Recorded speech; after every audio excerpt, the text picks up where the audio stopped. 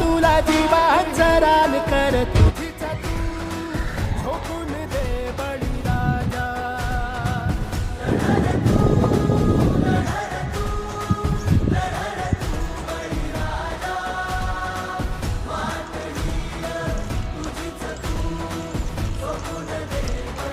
देवाला म्हणावं काय संकट द्यायची ती काय अपयश पदरात टाकायचं तर टाक. येतील जातील संकटेही सोडू नको तू साथरा. एकजुटीनं लढूया सारे घेऊन हाती हातरा.